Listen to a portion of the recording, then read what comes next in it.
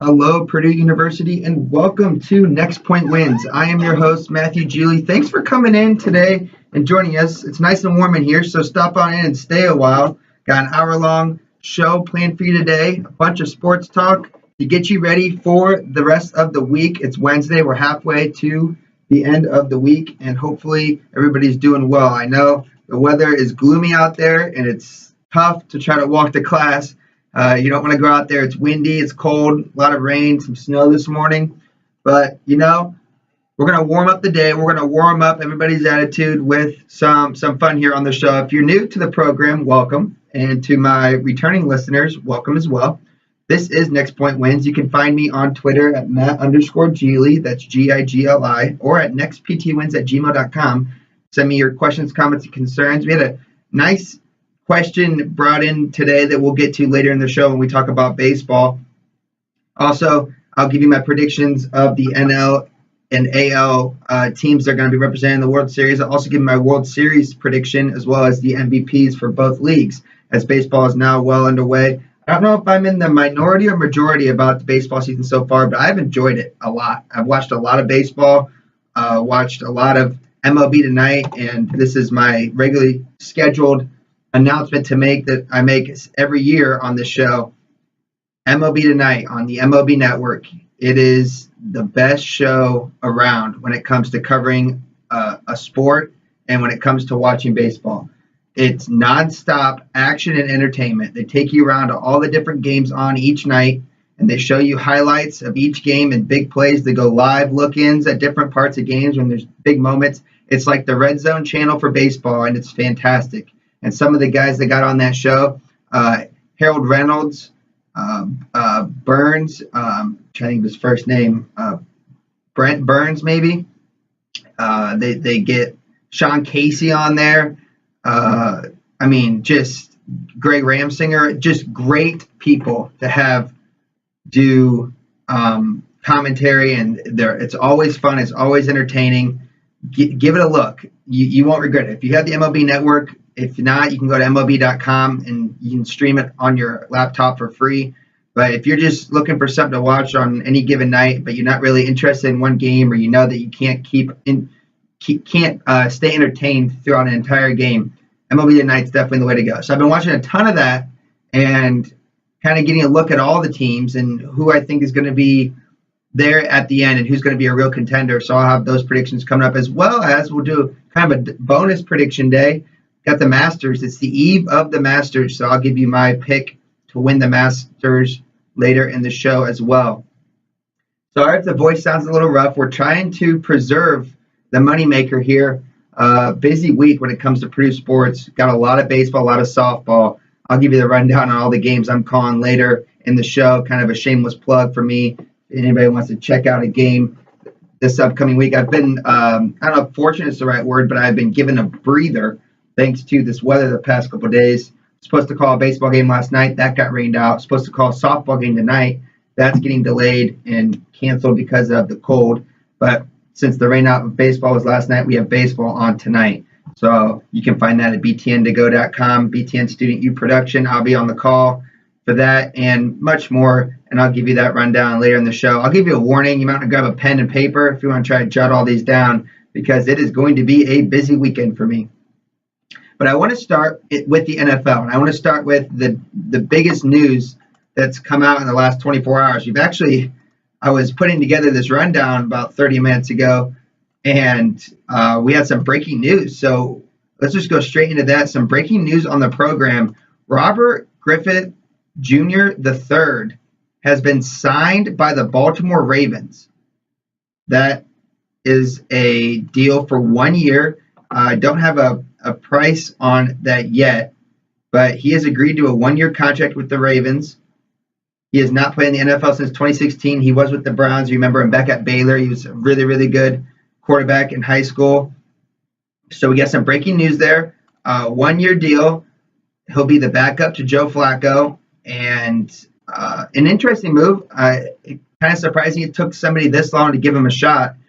He had one fairly successful year before he then dealt with injuries It'll be interesting to see if he can stay healthy and show enough in practice and in preseason to warrant a deal at the end of the year. Because Joe Flacco's getting up there, and there's a lot of question marks about Joe Flacco and how good is he really. He's got that Super Bowl ring, so that puts him in elite company to begin with. But you set that aside, and you have to start to wonder and second guess yourself when talking about, okay, how good really is Joe Flacco?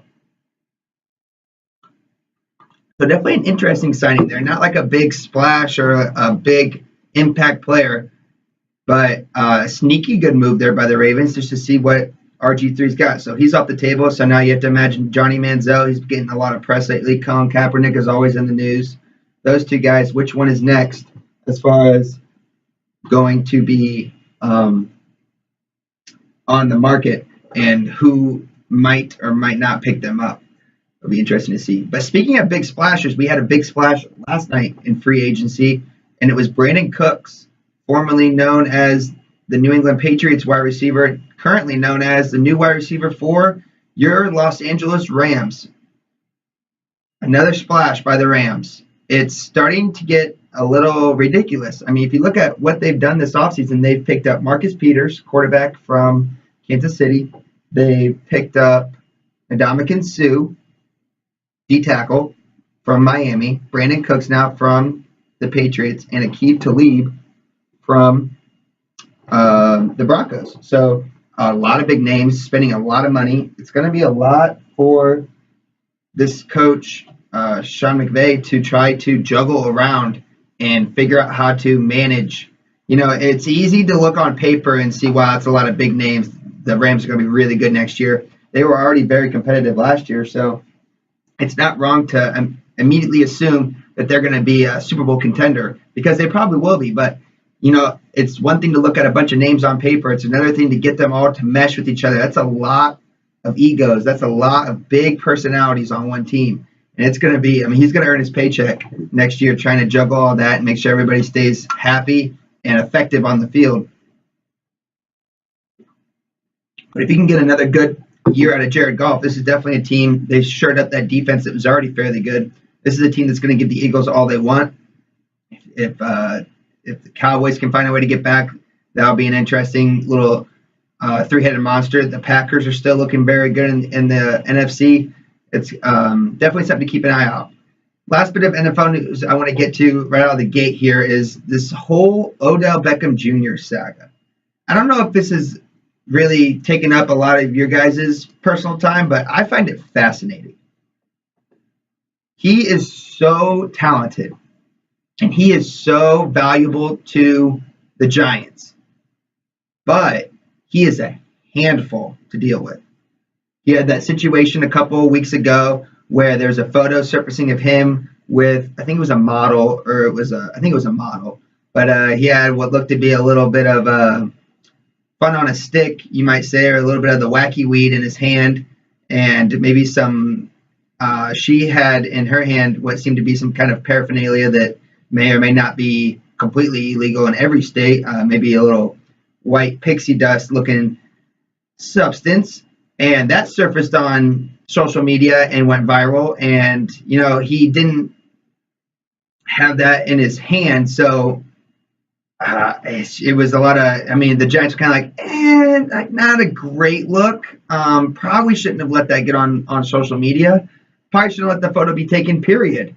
Don't really know what he was thinking. Maybe he wasn't in the exact correct state of mind to make a decision like that to begin with. Hard to tell, but he's a handful, and he was hurt last year. When he's on the field, he is effective. He's one of the best wide receivers in the NFL.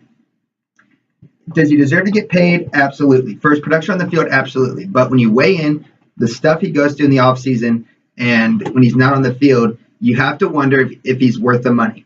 And I know immediately I'm going to get flagged and bombarded on Twitter with people saying, because this is the ultimate rebuttal to Odell Beckham Jr., he deserves to get paid. Who cares if he has a big personality? He's a great player. He should be paid for what he does on the field. Who cares what he does off the field? Da, da, da, da. And then I've seen people on Twitter, and this is what fascinates me, is they turn it into a race thing and saying that that's just the way he expresses himself, and It's his culture, and it's where he came from, and it's how he was raised. And for some reason, that, I guess, is considered a way to justify what he's been doing. And that just shocks me. That take, which I've seen more than one place, and from more than one, I call them blue check marks. So verified accounts and non-verified. I mean, people everywhere seem to have the same opinion on the matter, and it shocks me. It seriously does. It amazes me that could possibly be considered a defense to Odell. I don't see Julio Jones in the media doing crazy stuff. You know, I sure haven't seen. And you never heard about Calvin Johnson when he was in the league. He was the most dominant wide receiver in his time. You never heard of him talking. Julio Jones, I think, is the best wide receiver currently, and you don't hear much out of him. So I mean, you have to be careful. Larry Fitzgerald, he's gonna go down. He's gonna go in the Hall of Fame. He is a legend. He, a year in and year out, wildly successful and puts up great numbers of production, and you don't hear a word out of him. So it's one thing to be great, and it's another thing to know how to act like you're great. And there's some immaturity with Odell Beckham Jr., and there's some lack of good decision making that makes a GM like the Giants, Dave Gettleman. It makes you stop and think, is he worth this? Especially when I'm on a team that has no long-term solution at quarterback, no long-term solution on the offensive line, no long-term solution at the running back position, a defense that has gaping holes everywhere. This team has a lot of needs, and they have a lot of guys who are not going to be with this team in a year. So what could I get from Odell Beckham? What can I get out of him, and what can I get for him? You have to weigh those two options and then decide. So he's on record. This is reported by Dan Graziano, who says, gentlemen, and I quote, "You don't quit on talent," which is true. You don't quit on talent. And then he goes on by saying, "Neither Odell nor his agent have contacted us regarding either report. So to be clear, I'm not going to respond to questions about either report. As I stated earlier, every decision I make is going to be in the best interest of the New York Football Giants." You know what? That brings up a good point. And, you know, if you're new to the show, we go off track quite often. But this one just kind of stuck out to me. Why is it that they call themselves the New York Football Giants? I've heard that in more places than once. I think I heard that on, like, Madagascar, which, wow, we're huge left turn here. I'm pretty sure they say that. I forget what part of the movie, but that just sticks out to me that they say something like New York Football Giants. Why do you call yourselves the New York Football Giants? I can't, like, we had the San Francisco Giants, that's a baseball team, but they're not in New York, so that there's no confusion there.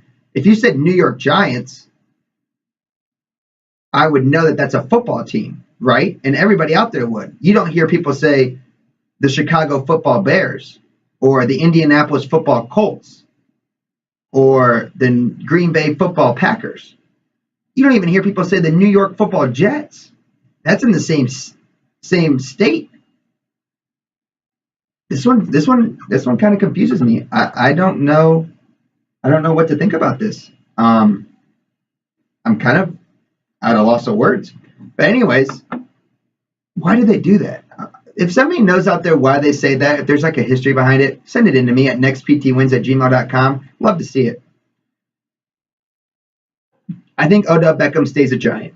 I think that he gets a new contract and he doesn't leave the team. But it's going to be one of those situations where it's a zero, like they're going to have no tolerance for any of this from this point forward. Next time he messes up, I think he's gone. You can get so much back from him. You can get at least 2 first-round draft picks. I mean, look, Patriots just got a first-round draft pick for Brandon Cooks, and one can make the argument that Odell Beckham Jr. is much better than him. So somebody out there will take this personality and take this superstar because he's one of the biggest superstars in the league. And there's a team out there that could use him on the field, and they're not afraid of his antics off the field. But I'm not sure that person is in New York, and I'm not sure it's with the Giants. I think that he plays this year for the Giants, and then next year when he's trying to negotiate this contract, I think they're probably not going to release him because you want to get something for a guy like this. So I look for them to make him prove himself this year. And if he really proves himself to the point where he stays out of trouble and he's very productive, you keep him. But if he's unable to be productive on the field, you let him go. We'll keep our eye on this over the next couple of weeks leading up to the draft and see if there is a move for him. All right, 15 minutes in the show. If you're just joining us, welcome to Next Point Wins here at Purdue University. My name is Matthew Geely. Oh, I forgot to mention, this is our 30th episode of Next Point Wins. Can you believe that? 30 episodes. It deserves a round of applause. 30 episodes here at WCCR Purdue on the Tuned In app. Also at YouTube, Next Point Wins, and on SoundCloud as well. I can already feel, that was disgusting. If you're watching on YouTube, I just put a wrapper in my mouth on accident. I can already feel the voice starting to go, which is not good if I'm trying to call a baseball game tonight, and I have, I think it's four broadcasts in the next 3 days because we have a doubleheader on Sunday. So, not ideal when it comes to the voice. So we'll try to just bear with me here. All right.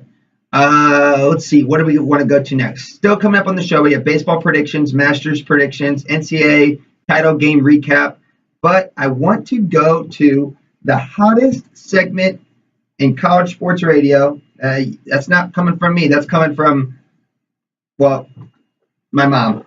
It is Unsportsmanlike Conduct.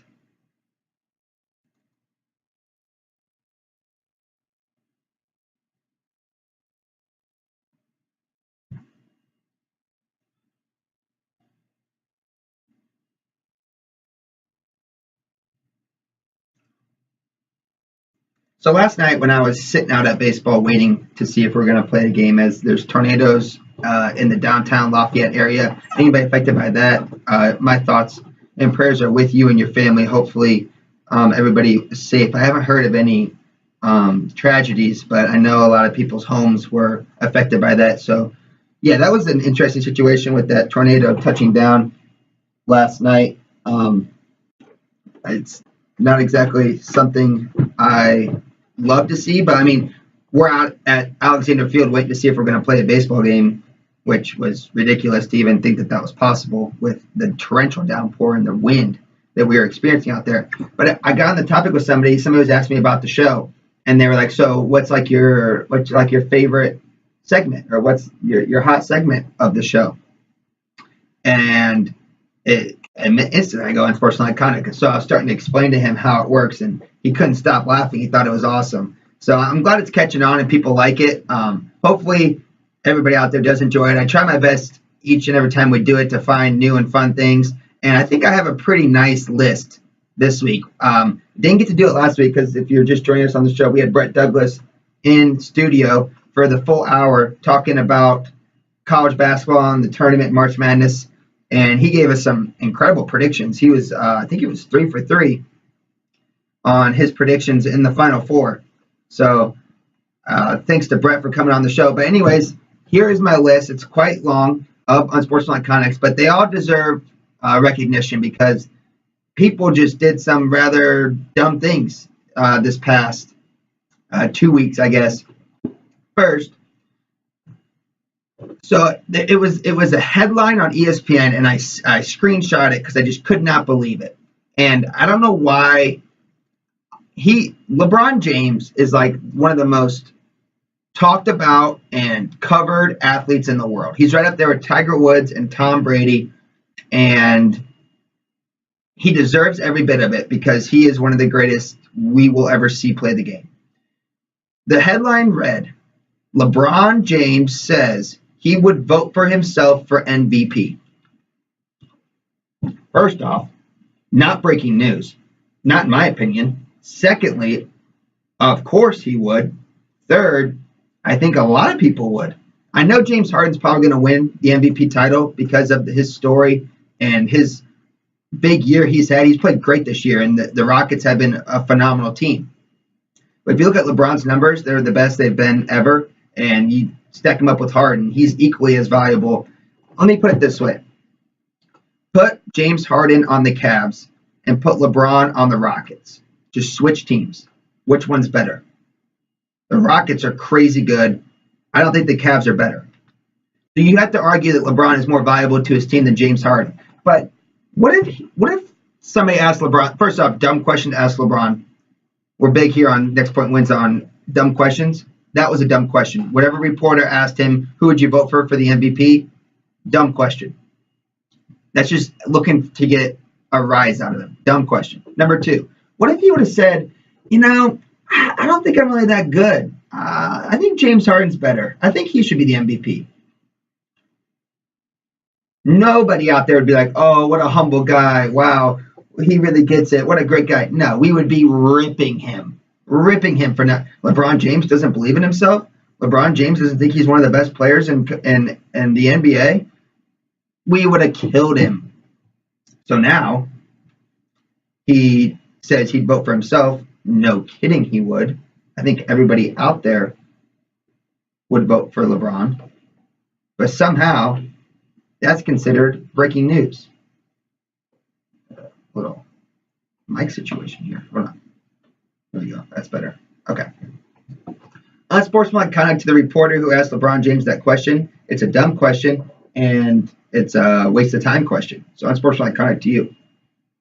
Number two, and this happened I think it was the last game of spring training.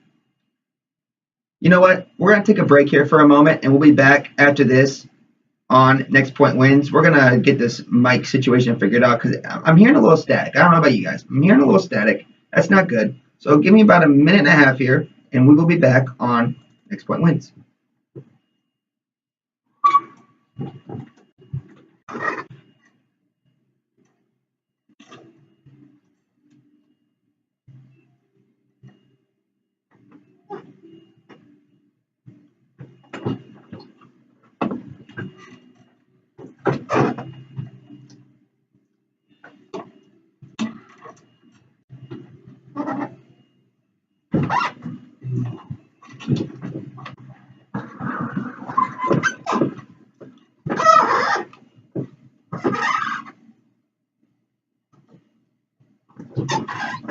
All right, this should be a little better. Let's see here. Yeah, that should be better.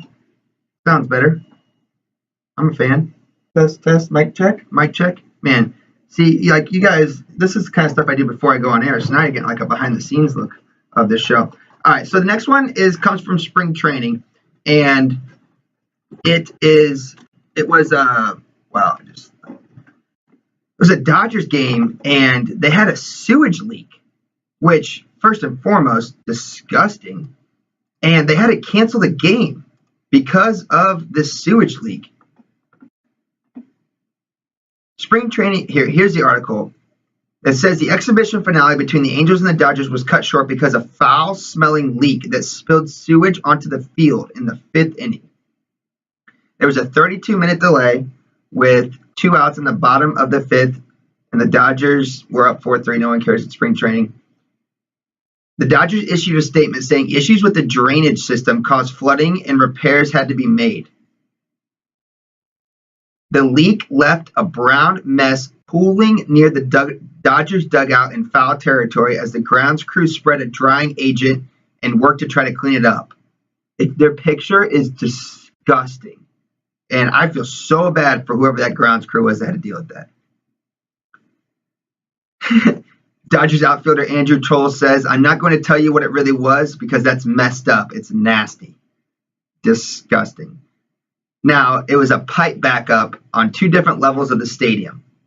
And when the coach of the Dodgers was asked about it, he says that the leak might have reached the coach's office, but he would not confirm or deny it. He said, I'll get back to you guys tomorrow. We're going to figure it out. Unsportsmanlike conduct to, I guess, the pipes. I guess we'll just go Dodger Stadium. That is disgusting. Next unsportsmanlike conduct goes to the fans of the New York Yankees. And there's 2 major reasons why I have a problem with the New York Yankees fans. So last night, Giancarlo Stanton, the newest Yankee, the big money slugger, cleanup hitter for the Yankees, he went 0 for 5 with 5 strikeouts. Not ideal. And I get that. Not exactly the type of Not exactly the type of performance you want out of your slugger. I get that. So, of course, the Boo Birds come out at Yankee Stadium, which, in my opinion, completely unnecessary. Dude's been on fire, and he's going to be a huge bat for the Yankees this year. But the dude goes 0 for 5 one night, and you boo him. Unsportsmanlike conduct for that. Not only that, though, less than a week ago, you were selling beer at your stadium that had hologram faces of Yankee players on it. Some being Gary Sanchez, Aroldis Chapman, Aaron Judge, and, yes, you heard it here first, Giancarlo Stanton. You're drinking the guy's head, his face. You love him so much, you want your beer to look like him as you consume it less than a week ago. And now you're booing him off the field. What a bunch of psychopaths. Unsportsmanlike conduct. I've always said you don't judge hitting until it warms up. You let the first month of the season go by before you judge a team in the way they hit. But no, we are going to boo him for his performance one night, 5 Ks. I hate when fans boo. There's very rarely a situation where somebody or a team deserves to get booed. And that was for sure not a reason to boo Giancarlo Stanton. Unsportsmanlike conduct to the Yankees fans. You can't drink out of their face and then turn around and boo them. All right, that's all I got here. This is unsportsmanlike conduct.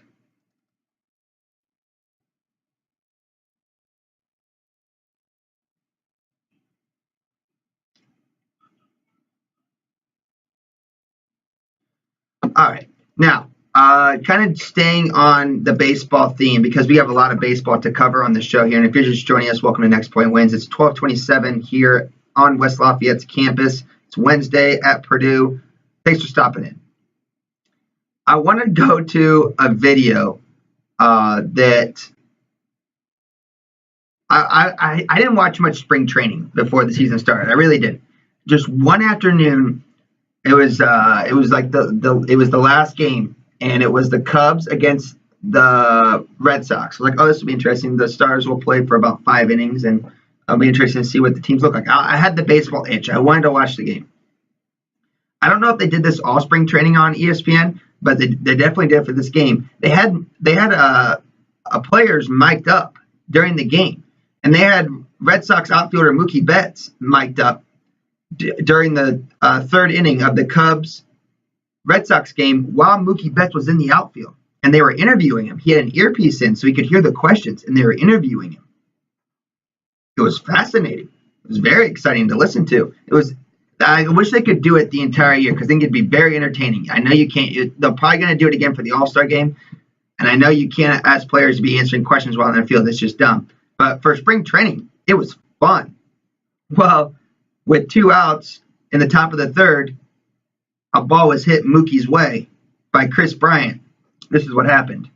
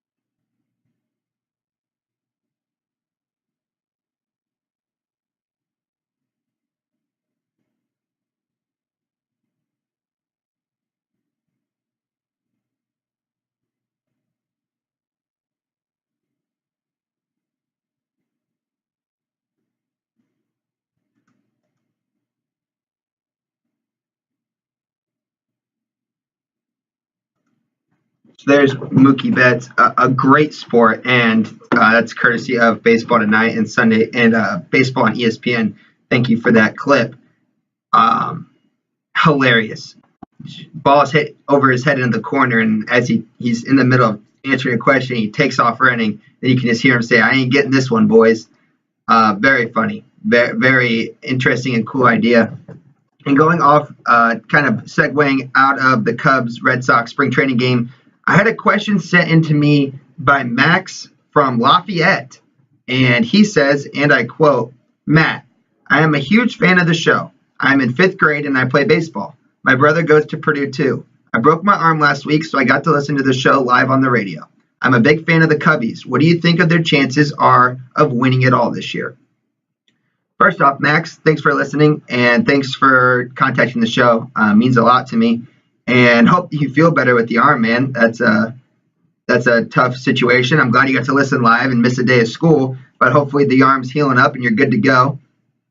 To answer your question about the Cubbies, I think the Chicago Cubs, I think you're going to have a fun season. I think you're going to have a fun season watching a very talented team. You know, you sign Yu Darvish in the offseason. You let go of Jake Arrieta. In my opinion, that's an upgrade. You still have Jose Quintana, who you got last year from the White Sox, and a pretty big, fair, in my opinion, a very fair trade for both sides, but a big trade for the Cubs. So you have 2 great arms at the top of the order. The hitting will be there. I know they're off to a really slow start. They're 2-3 on the year. They're having trouble hitting the ball. But like I said earlier in the show, you got to wait for it to warm up, especially in a city like Chicago. That wind and that cold, it's hard to go out every day and to put good swings on the ball. When that wind starts blowing out at Wrigley in the middle of June and July, you're going to see a difference with this team, and I think they're going to be very, very good. I'll give you my predictions about the Cubs coming up here in a second, but it's a team that you have to be patient with, but I think that they have as much talent as anybody else in the MLB, and they're definitely one of the front runners to win it all, and it's going to be a lot of fun. Thanks again, Max, for contacting the show. And you know, it's not very often I hear from people outside of Purdue's campus listening. As far as in the Lafayette area, I'm glad you were able to tune in on the radio and get a look. Hopefully the baseball season goes well. Hopefully the arm heals quickly. If you ever want to come in and check out the show, you're more than welcome. I know it's during school hours. Maybe since you're in Lafayette, maybe we can catch a Purdue baseball game sometime. Feel free to email the show if you ever have a free afternoon to come in, and you can help me run the stuff here live, or we can go out and enjoy a game at Alexander Field.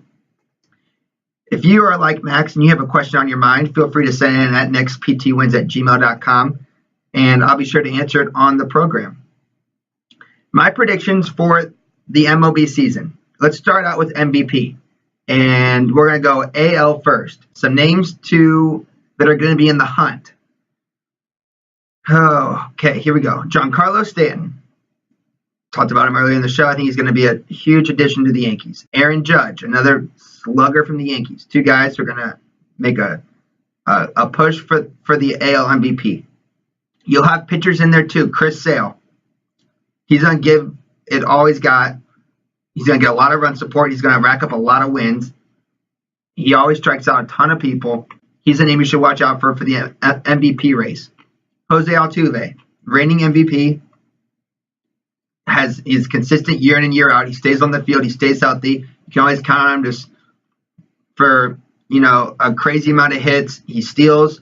He plays defense. He can even hit for some pop. RBI guy. He's a small guy, but a great player. He'll be in the mix as well. But the MVP of from the AL is coming from Jose Altuve's team, but it's not Jose Altuve. It's going to be Carlos Correa, one of the best young players in the game. And, sometimes he doesn't get the spotlight that some of these other players do. One, because he's on Houston, and he's not as well known as your Jose Altuve's, your George Springers, your Dallas Keuchels, your Justin Verlanders of the world. But he is a dominant player in this league, and he is my pick to win the AL MVP. I think Houston has the best lineup in all of baseball. I think they have a better lineup than New York, and everybody keeps talking about the Yankees, and I get it. It's a big market. It's an exciting team. They spend a lot of money. But when you look at the Astros from top to bottom of the order, I think that they have a much better lineup than the Yankees or anybody else in baseball. So that's my AL MVP. On the NL side, some names that you will hear often. Cody Bellinger, he'll be in the running for it like he is every year. Max Scherzer is a pitcher that might get some run at MVP. Tallies up a lot of strikeouts. He's going to be a very dominant player. Always is. He'll get a lot of run support on a good Nationals team. He'll be in the race. Speaking of the Nationals, Bryce Harper, another guy who's been on a tear to start the season. Here's a little heads up for everybody out there. At the end of this year, Bryce Harper is going to get paid. He is going to get paid an absurd amount of money coming up this offseason. And I'm not sure it's going to be by the Nationals, but whoever gets a hold of Bryce Harper is going to have to pay a fortune for him. Contract that we've never seen in any sport is what Bryce Harper is about to make. He's off to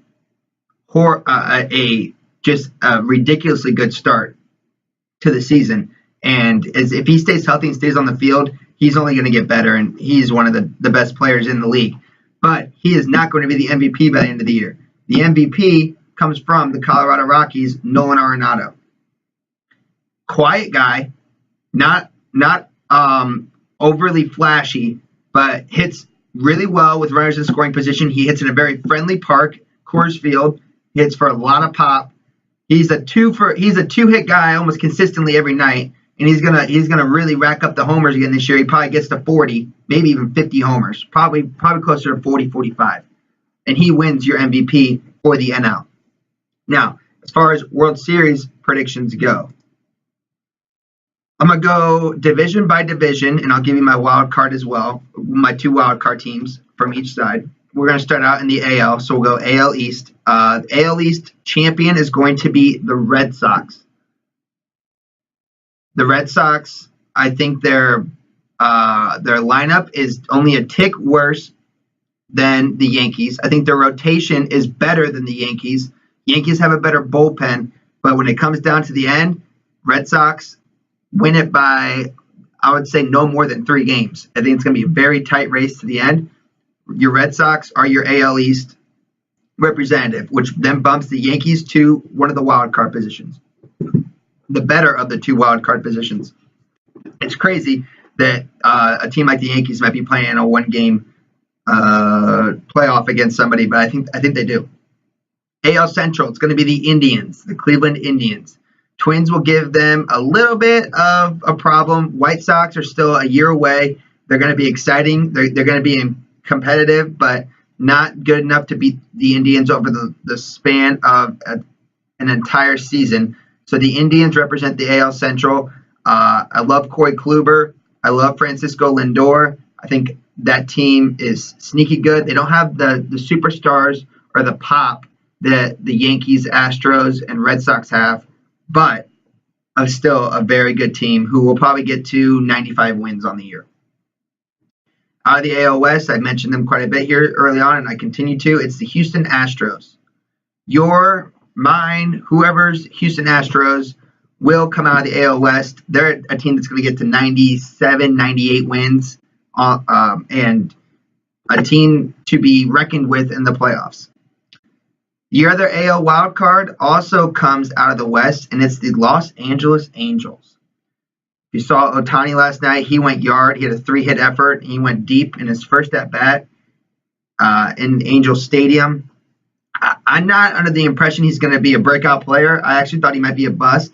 He's proven me wrong so far, although it's very early on. He had a very good pitching outing, and, he's been good at the plate last night. So maybe he is what he's cracked it to be, but I'm hesitant. I think that hitters and pitchers will figure him out because it's hard when you're not putting all your effort into one or the other. Like, NL pitchers are really bad at batting because they spend all their time pitching. You don't see any AL batters throwing because they spend all their time batting. You just have to imagine that no matter how talented he is, that his lack of time to each one is going to catch up to him. And maybe this is not a good analogy because it's crossing over sports, and I know we don't like to do this, but it's like a team in college who has 2 average quarterbacks. The saying is, if you have 2 average quarterbacks, you don't have 1 good one. Well, if you have a guy who's average at hitting, average at pitching, you don't really have a good player at either. Now, is he above average at one or the other? Yeah, I think he's an above average pitcher, but hitters figure out good pitching faster than pitchers figure out good hitting. I just don't see it happening. But I do think that Mike Trout's one of the better players in the AL, and I'm surprised that I left him off my list as MVP candidates. Need him to stay healthy for the entire year, but if he can do that, I think the Angels are the other wild card team. So that means the Yankees face off against the Angels in the wild card game. Yankees win that. That sets us up with a Yankees-Red Sox rematch. And then on the other side, you'll have Indians versus Astros. I think the Astros beat the Indians. I don't think it goes past 5 games. On the other side, Yankees get revenge and beat the Red Sox, and that one goes to 7 games.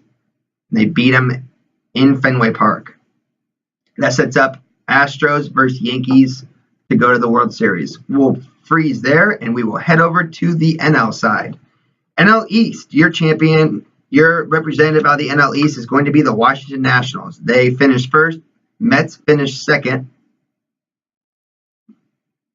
The Mets are an interesting team because they have a really good rotation, but Nationals are better. They represent. Max, you'll be happy to hear about this one. Your Chicago Cubs will be the representative out of the NL Central. I think they get to about 92, 93 wins on the year, and they edge out the Cardinals and the Brewers. In the NL West, it's going to be the LA Dodgers. They win the NL West with about 96 wins on the year. Coming in second place to them, and your representative of one of your wild card spots is going to be the Arizona Diamondbacks. Paul Goldschmidt, very good player. Godley, a good starting pitcher. The Diamondbacks represent a wild card spot out of the NL West. Your other wild card, and this one is a little bit sneaky. Your other wild card comes from the NL Central. It's your St. Louis Cardinals. The Cardinals barely edge out the Brewers, wow. Another good team in the NL Central, and the Cardinals get the second wild card spot. I think both the Cardinals and Brewers are what going to keep the Cubs from really pulling away in that division, because I think they're both very improved and they're very good. The Mets just barely are on the outside looking in of making the playoffs. So that leaves us with the wild card matchup of the Cardinals against the Diamondbacks. The Diamondbacks win that and move on for a rematch. Not a rematch. The Diamondbacks move on to take on the Cubs. The Cubs beat them. There you go, Max. So the Cubs move on there. You have Dodgers then taking on the Nationals in what is going to be just a very, very competitive game. And your winner of that one is going to be the Nationals. The Nationals then take on the Cubs. So your final four are Nationals, Cubs. On the other side, Astros, Yankees. In the AL, it's going to be the Astros beating the Yankees to get to the World Series. On the other side, it's going to be the Cubs losing to the Nationals. Sorry, Max. So it's Nationals, Astros in the World Series, and your World Series champions are the Washington Nationals. Strasburg, Scherzer, Harper, Turner. The four-headed monster of those four, I don't want to call them underrated, but they're not getting the love that they deserve. It's because they haven't been able to prove themselves in the playoffs yet. They do it this year, and they get the World Series and bring it back to DC. Those are my MLB predictions for Next Point Wins. We're going to stay on the prediction train here with the last 15 minutes of the show. I'm going to get to the Masters. Masters starting tomorrow. Can't wait. Looking forward to it because, you know why, Tiger is back. So my Master predictions are players that are going to be in the hunt: Rory McIlroy, Jordan Spieth, Tiger Woods, and Justin Rose. But your winner is not Justin Rose. It's a different Justin. Justin Thomas gets the green jacket, becomes the #1 player in the world, and wins the Masters. He does it with putting late on Sunday to win the green jacket. Who is he putting to beat? Who comes in second place and takes Justin Thomas to the end? You got it. Tiger Woods finishes second at the Masters, puts on a strong effort all 4 days, comes in second, and we have one of the best tournaments to watch that we've had in years because Tiger is back. Tiger, please make the cut. please make it to Sunday and please be in contention. This tournament is so much more fun. All these tournaments are so much more fun when you're good. Everybody knows it. So Tiger, go out there, do your thing, get to Sunday, be in contention, but Justin Thomas puts on the green jacket and wins the Masters. All right, 15 minutes left. What do I need to get through here? All right, so just to recap, if you're just joining us, we talked about the NFL and the Odell Beckham Jr. thing. Talked about Robert Griffith Jr. III just got signed with the Baltimore Ravens, so he'll be backing up Joe Flacco there. Just did baseball and Masters predictions. I want to get to the NCAA title game real quick. We talked about a lot of basketball on the show. One reason because it's been March. It's been the best month of the year as far as college basketball goes. So it feels necessary just to give you a closing remarks on the season. Loyal Chicago ran out of steam. They got punched in the face a little bit, and they were unable to really punch back against Michigan. Kind of saw it coming. They made it a game for a while. They were sneaky. I mean, they were up in the first half, and they were hanging around. But when it came down to crunch time, they were unable to get some more of the magic. So they went home. And on the other side, Villanova smokes Kansas, and then beats down Michigan pretty good. It was almost – Villanova was by far the best team in this tournament, and it wasn't even really that close. Villanova is so good. DiVincenzo goes off, and people say if he would have done that, Michigan would have had a shot to win that game. I disagree completely. The player of the year played most of the game on the bench. Brunson didn't even need him. This team was so good. They're so deep. They go 7-8 guys deep. And Wagner was good early on and kept Michigan in it, but he got tired. And then Rockman got 2 fouls in the first half, and that put him on the bench. And then it was downhill from there. Nova deserved it. They cut down the nets. Hearing reports, people trying to stir up that Jay Wright might be leaving Villanova to go to pro. Ain't happening. No reason for him to leave the NCAA and that team. He's got one of the best jobs in the country at any level of coaching in basketball, and I don't think he's going to go anywhere. All right, to close up shop here, I want to get to this article I saw about, baseball season's upon us, and I'm sure a lot of you guys are thinking maybe I want to get out to some games this summer and see some of my favorite teams in action. Well, nothing better than going to the ballpark and watching a game. But the best part isn't always the game. Sometimes it's the entire experience. Getting a foul ball, catching a ball during home run derby, getting a nice cold beverage, or finding a nice meal to eat. So I have a list here of some of the new additions to ballpark foods across the nation. I'm going to pick out a couple that are different, some that look really good, some that are like questionable in my opinion. And so if you're in any of these ballparks, this might be what you need to get. We're going to start out at the Texas Rangers ballpark. It's called the Dilly Dog.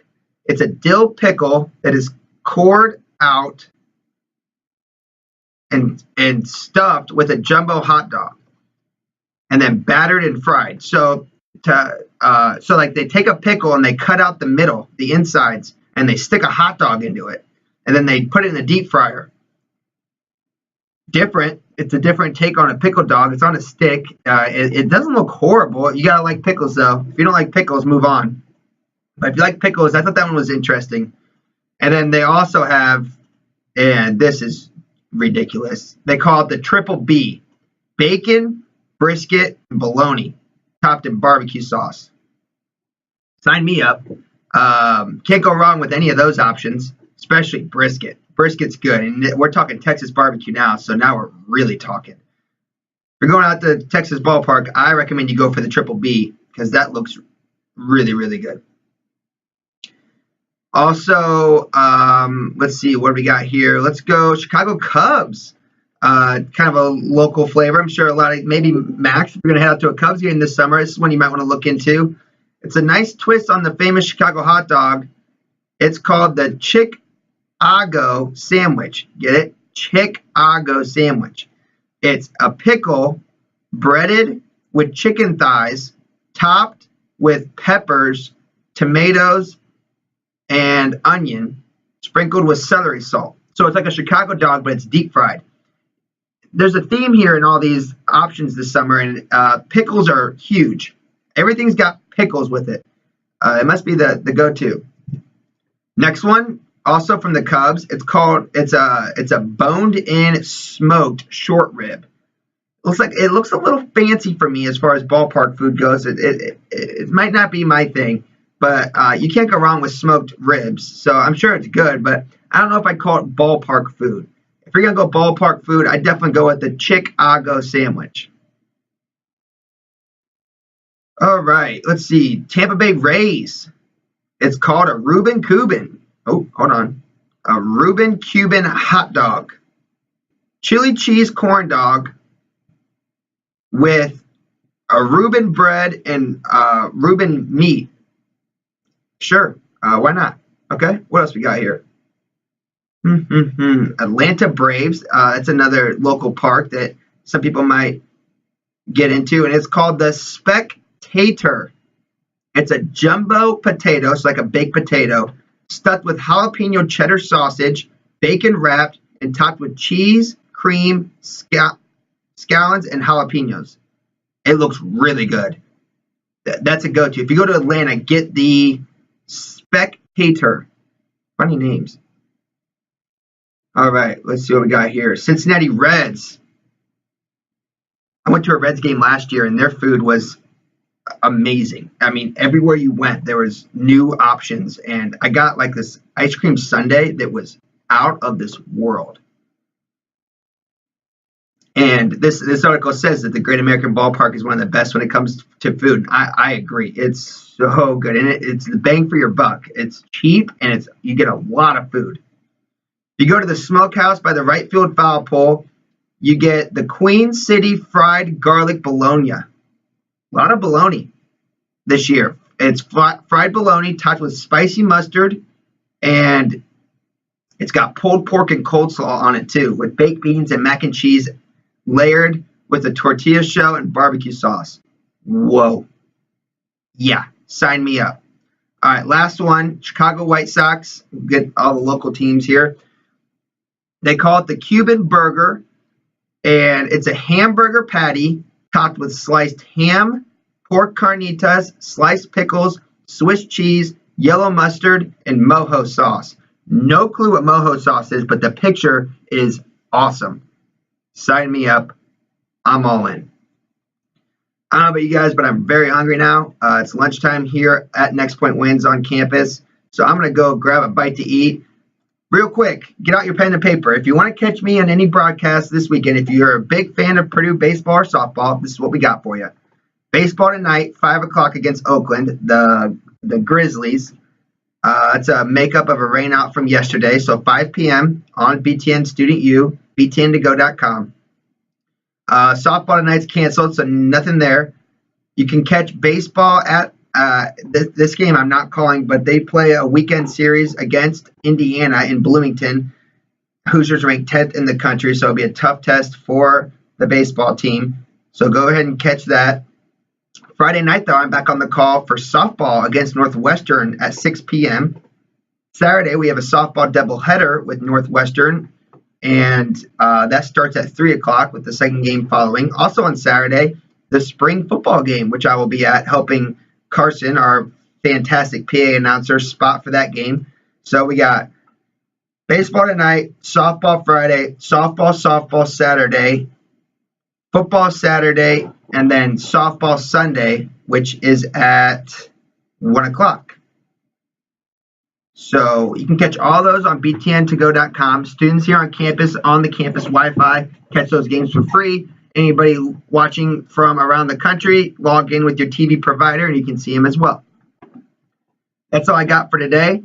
Thank you for joining us. We'll be back next week with Masters recap, more baseball, NBA and NHL playoffs about ready to start, so we'll get into that as well. Thank you for listening. This has been Next Point Winge. Have a great afternoon, and we will see you next week.